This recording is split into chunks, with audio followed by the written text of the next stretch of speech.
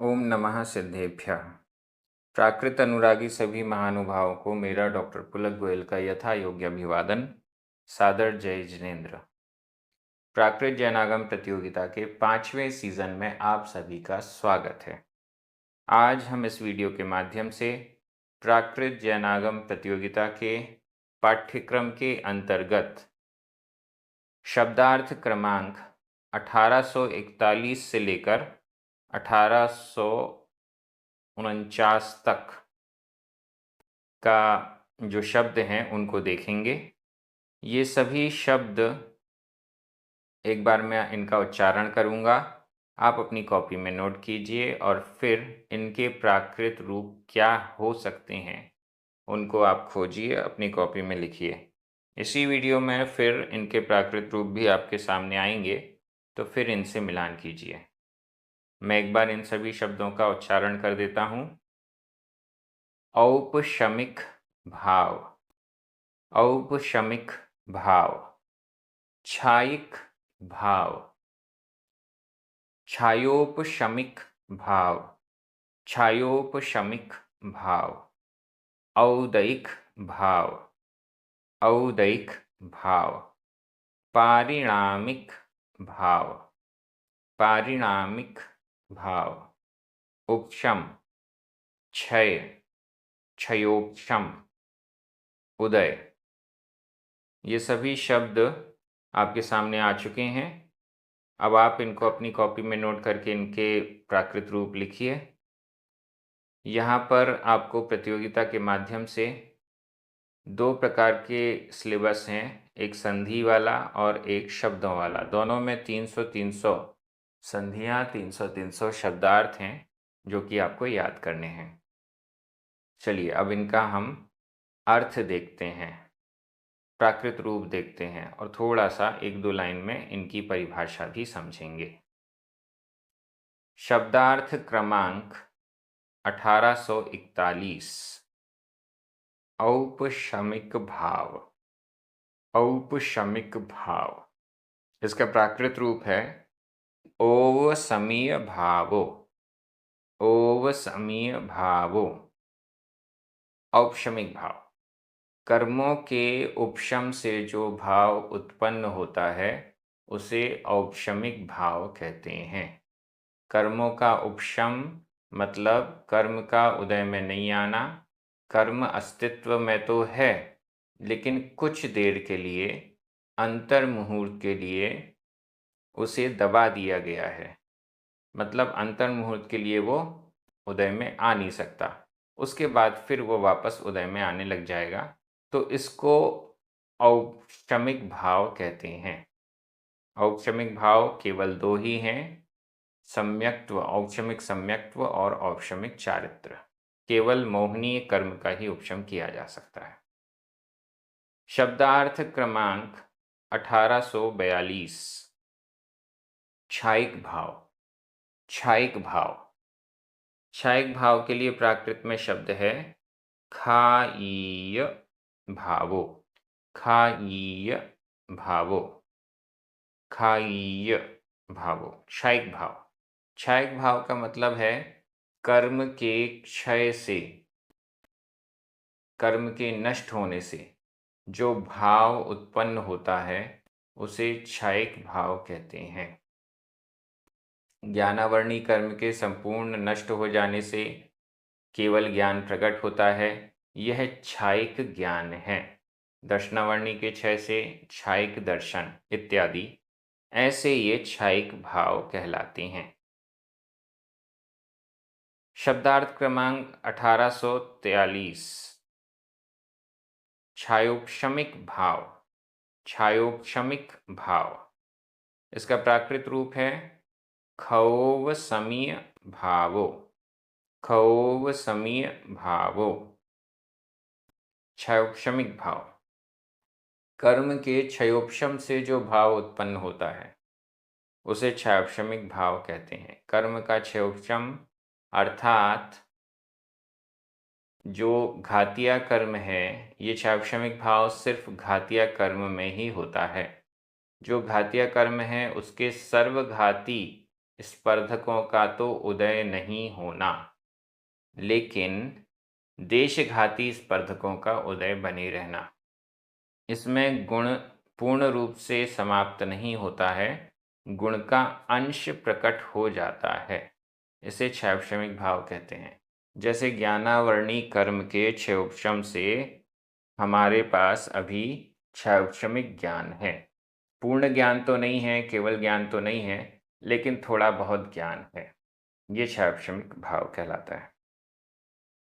शब्दार्थ क्रमांक 1844। औदैक भाव। औदैक भाव, इसका प्राकृत रूप है ओदयीय भावो। ओदयीय भावो। औदैक भाव। औदैक भाव का मतलब है कर्म के उदय से जो भाव उत्पन्न होते हैं। सभी कर्मों का उदय होता है। कर्म के उदय से जो भाव, कर्म अपना फल दे रहा है और उस फल के कारण जो हमारे भाव हो रहे हैं, उस भाव को औदैक भाव कहते हैं। क्रोध का उदय आया, हमने गुस्सा किया। मान माया लोभ का उदय आया, हमने वैसा काम किया। ये औदैक भाव कहलाता है। शब्दार्थ क्रमांक 1845। पारिणामिक भाव। पारिणामिक भाव, इसका प्राकृत रूप है पारिणामीय भावो। पारिणामीय भावो। पारिणामिक भाव, कर्म के उपशम, क्षय, क्षयोपशम और उदय के बिना अपने आप जो भाव उत्पन्न होते हैं उसे पारिणामिक भाव कहते हैं। इसका कर्मों से कोई रिलेशन नहीं है। कर्म के उदय के कारण क्षय, क्षयोपशम या उपशम के कारण ये भाव नहीं होता है। ये स्वतः स्वभाव से ही ये भाव होता है। जैसे जीव का जीवपना, जीवत्व, यह ऑटोमेटिक है। किसी कर्म के उदय से जीव नहीं है, किसी कर्म के उपशम, क्षय या क्षोपशम से नहीं है। यह पारिणामिक भाव कहलाता है। शब्दार्थ क्रमांक 1846। उपशम। उपशम, इसका प्राकृत रूप है उपशमो।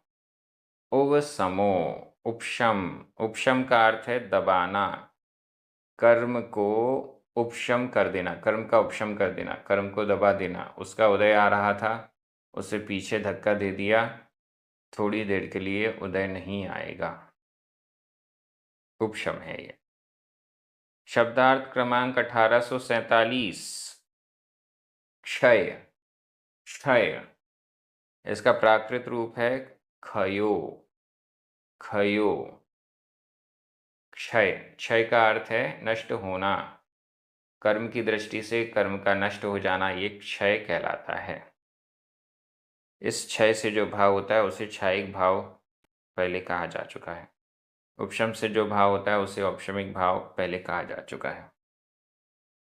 शब्दार्थ क्रमांक 1848। क्षयोपशम। क्षयोपशम, इसका प्राकृत रूप है क्षौवसमो। क्षौवसमो।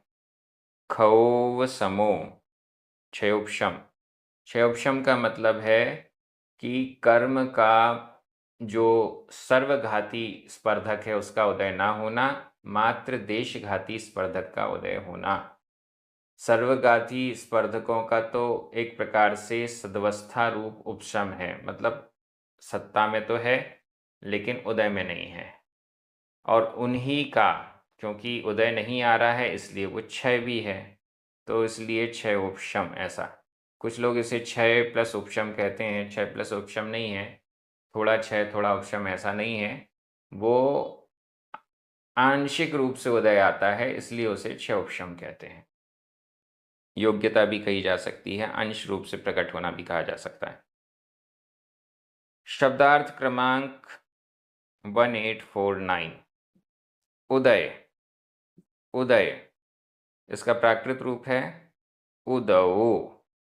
और अगर यह श्रुति कर रहे हैं तो उदयो, उदयो, उदयो, उदय। उदय का मतलब है प्रकट होना, फल देना। कर्म की दृष्टि से कर्म अपना फल देता है, इसको उदय कहते हैं।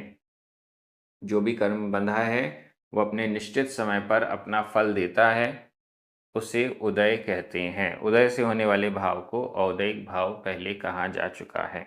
इस प्रकार से आज के ये शब्द पूरे हो गए हैं। इसके आगे और भी शब्दार्थ आपको प्राप्त होंगे। अभी तक आपके पास 1850 के आसपास शब्द संग्रह हो चुका है। बहुत विशाल शब्दकोश आपका तैयार हो रहा है। ये सभी शब्द आपके परिचय में आ रहे हैं। इसका बहुत फ़ायदा आपको होगा जब भी आप प्राकृत का कोई ग्रंथ देखेंगे तो आपको लगेगा कि इस शब्द से मैं बड़ा परिचित हूँ, इसका अर्थ तो मुझे आता है। तो इस दृष्टि से आपको बड़ी आसानी होगी, बहुत अच्छा भी लग रहा है। यह क्रम इसी प्रकार से जारी रहेगा। आप अपने मित्रों को, परिचितों को, सभी को इस प्रतियोगिता से अवश्य जोड़िए। सभी को जय जिनेंद्र।